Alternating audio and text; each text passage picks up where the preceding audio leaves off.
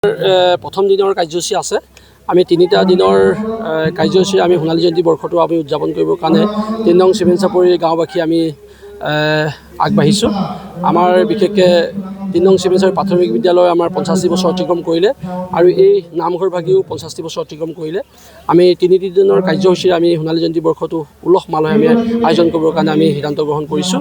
আৰু ইতিমধ্যে আজি আমাৰ নামঘৰৰ বিশেষকৈ আজি সোণালী জয়ন্তী বৰ্ষটো আমি উদযাপন কৰিব বিচাৰিছোঁ আৰু বিভিন্ন প্ৰান্তৰ পৰা ভকত বৈষ্ণৱসকলক আমি আমন্ত্ৰণ জনাইছোঁ। তেখেতলোকে ইতিমধ্যে আহি আমাৰ নামঘৰত পদাৰ্পণ কৰিছে।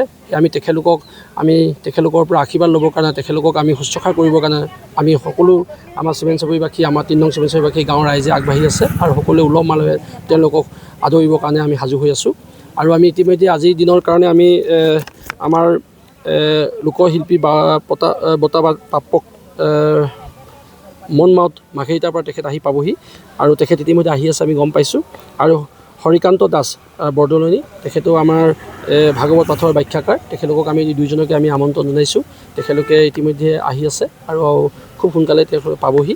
আৰু এতিয়া আমাৰ প্ৰথম ভাগি আমাৰ কাৰ্যসূচী আছিলে আমাৰ ধৰ্মধ্বজা উত্তোলন, ইতিমধ্যে কাৰ্যসূচী হৈ গ'ল।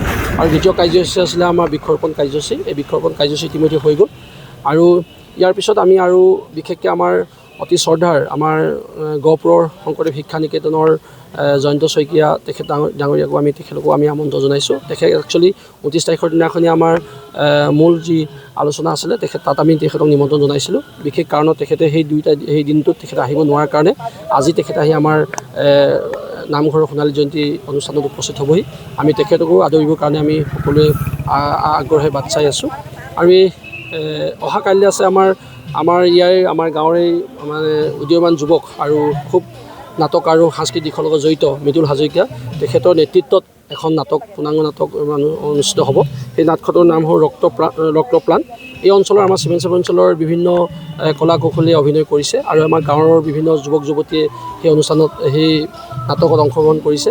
তেখেতলোকে ধুনীয়াকৈ সুন্দৰভাৱে তেওঁলোকে মঞ্চস্থ কৰিব।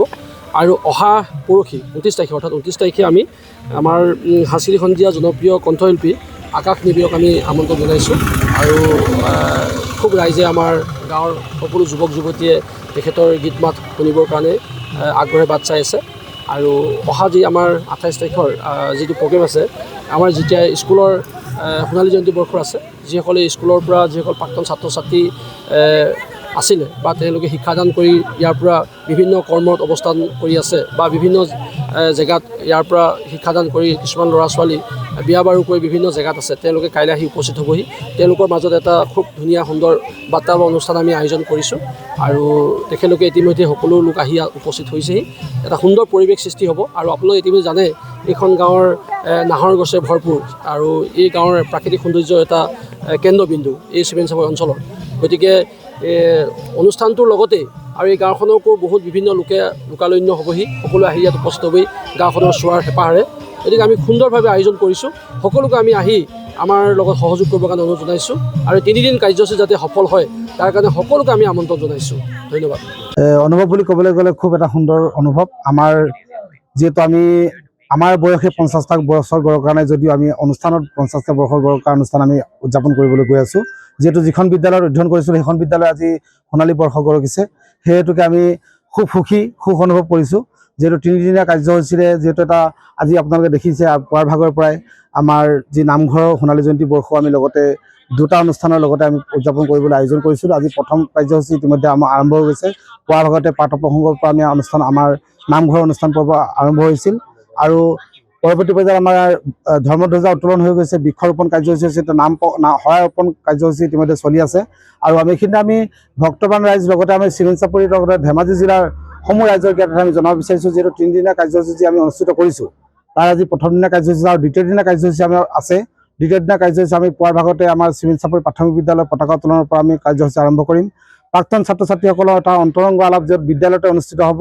আৰু বিদ্যালয়ৰ যিহেতু চাৰিবেৰৰ মাজত অনুষ্ঠান অনুষ্ঠিত হোৱাৰ লগতে আমাৰ চিমেন চাপৰি যি আমাৰ গাঁৱৰ অৱনী যুৱ সংঘৰ খেলপথাৰত উলহ মালহেৰে সাংস্কৃতিক অনুষ্ঠান আমাৰ অনুষ্ঠিত হ'ব, য'ত আমাৰ খেল ধেমালি বিভিন্ন পৰম্পৰাগত খেল ধেমালিৰ লগতে কুইজ কম্পিটিশ্যন, যিহেতু ছাত্ৰ ছাত্ৰীসকলৰ মাজত চৰকাৰী বিদ্যালয়ৰ ছাত্ৰ ছাত্ৰী জোনাই সংমণ্ডলৰ ভিত্তিত এখন আমাৰ কুইজ প্ৰতিযোগিতা অনুষ্ঠিত হ'ব, য'ত জোনাই শিক্ষামণ্ডলৰ সমূহ ছাত্ৰ ছাত্ৰী অংশগ্ৰহণ ইতিমধ্যে আমাৰ 30টাতকৈ অধিক দলে যোগাযোগ কৰিছে আৰু কুইজ প্ৰতিযোগিতা খুব সুন্দৰকৈ অনুষ্ঠিত হ'ব আৰু সন্ধিয়া ভাগলৈ দ্বিতীয় দিনা সন্ধিয়া ভাগলৈ এখন পূৰ্ণাংগ নাট মঞ্চস্থ কৰা হ'ব য'ত আমাৰ ৰাধেশ্যাম কলিতাৰ নাটক ৰক্তস্নান নামেৰে স্থানীয় শিল্পীসকলৰ দ্বাৰা খুব সুন্দৰ আখৰাও তেওঁলোকক আমি চাবলৈ পাইছোঁ আখৰা খুব সুন্দৰ হৈছে আৰু শেষৰ দিনালৈ যি মুকলি সভাত উপস্থিত থাকিব ডিব্ৰুগড়ৰ আমাৰ শিক্ষাতত্ত্ব মুৰব্বী যি আমাৰ অধ্যাপক ডক্টৰ প্ৰাঞ্জল বুঢ়াগোহাঁই ডাঙৰীয়া থাকিব আৰু বিশিষ্ট অতিথি হিচাপে উপস্থিত থাকিব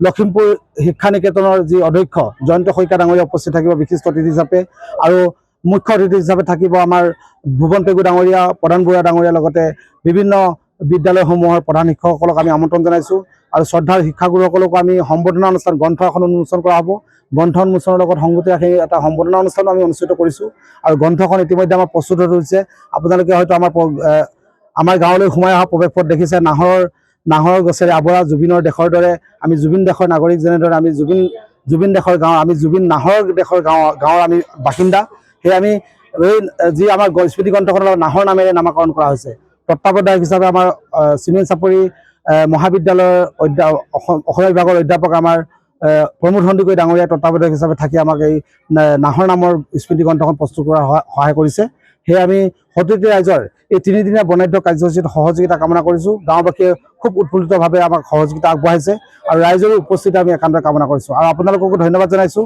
আমাৰ এই অনুষ্ঠানভাগী আমাৰ অসমৰ ৰাইজৰ আগত আপোনালোকে উপস্থাপন কৰিবলৈ আজি আপোনালোকে মনোনিৱেশ কৰি আমাৰ মাজত উপস্থিত হৈছে তাৰ বাবে আপোনালোকক প্ৰতিটো চেনেলৰ আমি কৰ্মকৰ্তা সাংবাদিকদাতা বন্ধুসকলক আমি অশেষ ধন্যবাদ জ্ঞাপন কৰিছোঁ ধন্যবাদ যিকোনো খবৰৰ বাবে যোগাযোগ কৰক আমাৰ এই নম্বৰত 9181 307 2221